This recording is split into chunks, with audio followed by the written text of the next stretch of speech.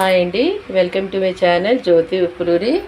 నేను ఈరోజు మీకు గోరుచిక్కుడుకాయ కూర స్పెషల్గా ఎలా చేయాలో చూపిస్తాను. అంటే నార్మల్గా చేసేదానికంటే ఇది బాయిల్ చేశానండి. గోరుచిక్కుడుకాయ కుక్కర్లో నూనెపిండి పెట్టి వండుతాను, బాగుంటుంది. అంటే టమాటా ఉల్లిపాయ కర్రీ అలాంటి వాటి కంటే. సో ఇది నూనెపప్పు డైరెక్ట్గా కొంచెం పచ్చిమిరపకాయలు వేసి ఉప్పు వేసి దీన్ని గ్రైండ్ చేస్తామండి. యాక్చువల్గా చాలా తక్కువ ఆయిల్ పడుతుందండి. సింపుల్ రెసిపీస్ ఇవి, హెల్దీ రెసిపీస్.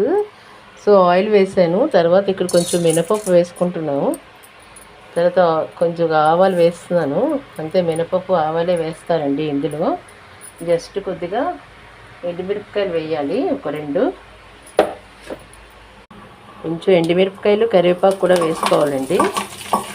అలాగే కొద్దిగా వాటర్ ఉంటుంది బాయిల్ చేసినప్పుడు, ఆ వాటర్తోనే డైరెక్ట్గా ఇందులో వేసేయాలండి. కొంచెం ఇలా కలపాలి దీన్ని.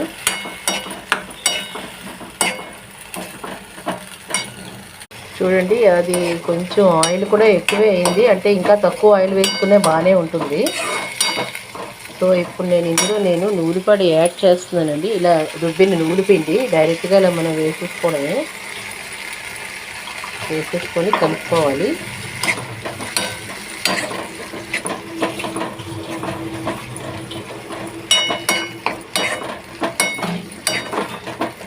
ఒక 2-3 మినిట్స్ ఉన్న తర్వాత దీన్ని పక్కకు తీసుకుంటే సరిపోతుందండి. చాలా బాగుంటుంది కూర, ఎంత సింపుల్గా అయిపోతుంది. సో మనకి విటమిన్స్ కూడా బయటకు వెళ్ళక్కర్లేకుండా బాయిల్ చేసుకోవాలి గోరుచిక్కుడుకాయలు. థ్యాంక్స్ ఫర్ వాచింగ్ అండి.